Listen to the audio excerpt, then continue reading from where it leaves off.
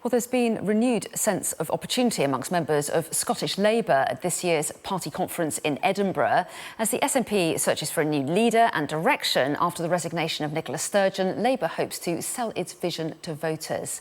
Well, joining me now is the Shadow Scotland Secretary and Labour's only MP in Scotland, Ian Murray. Ian Murray, good morning to you. I do want to get on to what Nicola Sturgeon's resignation means for Labour in a moment, but first we were just talking about a couple of issues that will come up at the Munich Security Conference, one of which is discussions on the sidelines. We understand that the Prime Minister Rishi Sunak will carry out with European counterparts about trading arrangements for Northern Ireland and revising the Brexit deal. Labour has said it will back the government on a deal. Are there circumstances where you would withdraw support? Well, we'd have to see what's in the deal. And we've always said that a deal in Northern Ireland should be done. And Keir Starmer was absolutely correct to say to the Prime Minister that if he can't get a deal that's in Northern Ireland's interest and in the national interest through Parliament because of his own backbenchers, then we will give him Labour votes to get that through Parliament. It's the grown-up thing to do. We can't go on with the Prime Minister being so weak with his own party that he can't get anything through in the national interest to try and make this Brexit process work for Northern Ireland for the rest of the UK. So the offer is there. If this is a case of the deal coming back that is a good deal that we can work with and Northern Ireland can work with, then let's get that through Parliament. Let's work together to get it through and try and put these kinds of big issues that have been on the table for too long now in Northern Ireland to bed. Well, yes, and do you have any red lines then on this so-called Northern Ireland protocol? Are you comfortable, for example, with the European Court of Justice having any level of involvement in Northern Ireland? Are there any issues around sovereignty for you? Well, the bottom line for us is we need to see the deal. Nobody quite knows what's going to be in it, and we'll analyse that deal when it comes. But it seems to me that the Prime Minister has a slightly different attitude to his predecessors of trying to get something across the line. It is the 25th anniversary in April of the Good Friday Agreement. The President of the United States has been pretty clear that these issues need to be resolved before that in order for us to be able to get to a position where we can celebrate the 25th anniversary of the Good Friday Agreement that is not undermined. Let's see what's in the deal first, but the offer is there to the Prime Minister, and I'll repeat that again, that if he can't get a deal that's in Northern Ireland's interest and in the national interest through Parliament because of his own backbenchers on Brexit, then he can have Labour votes to get that through, and we will help the Prime Minister get this over the line. Yeah, it's interesting you're making that promise before seeing the deal, though. Is this all about Labour being keen to be seen as a pro-Brexit party no matter what?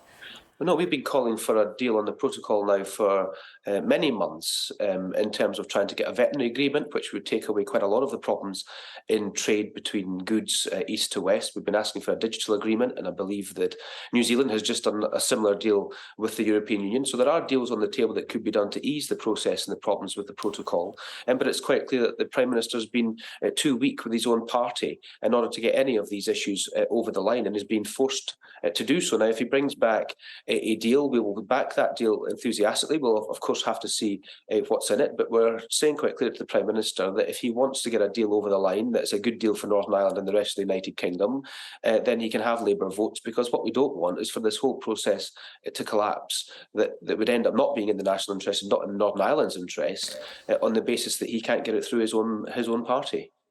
But you'll only back that deal enthusiastically if you like it, is what you're saying? Well, we'll have to see the detail of it. We can't speculate on what it's going to say. We don't even know if he will get a deal. We're not even speculating that we might see something next week. So it's speculation upon speculation. But I just repeat again the offer to the Prime Minister that if he needs votes, if it is a deal that's in the national interest and good for Northern Ireland, he can have Labour votes in the House of Commons to get this over the line. What does Nicola Sturgeon's resignation mean for Labour? Yours was the only seat that Labour won in Scotland at the last election. How many colleagues do you expect to join you on the House of Commons benches at the next election?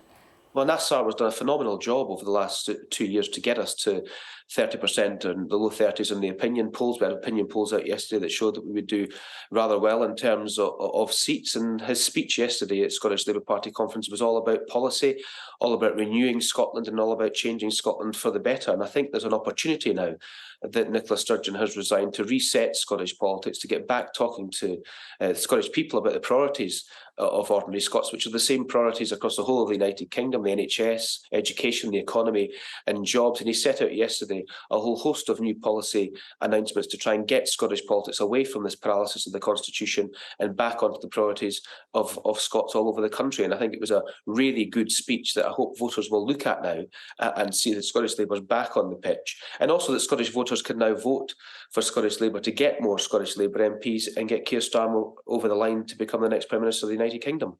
What's your target? What's the ambition for Labour in Scotland? Some have said that 25 seats in Scotland would be possible. What's your target? Well, we don't put numbers on these things because what we want to do is fight for every vote. And what we've seen over the last 2 years, a complete transformation in both the UK and Scottish Labour parties.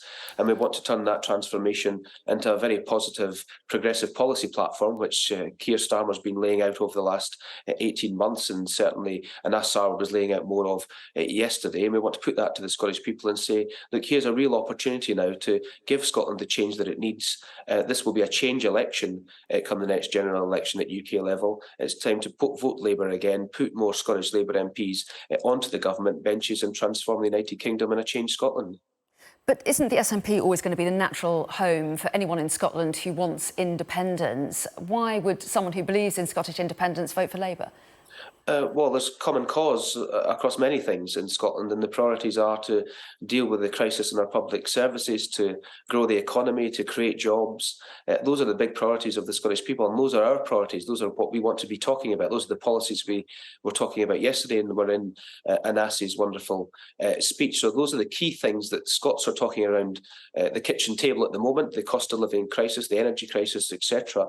And we're offering that policy platform that says, look, we want to be in government. We've got an opportunity here to get rid of this Conservative government. The SNP can't do that. Come and join us on that journey. Contribute Scottish Labour MPs to the Labour benches in government, and let's transform every part of the United Kingdom from the government benches.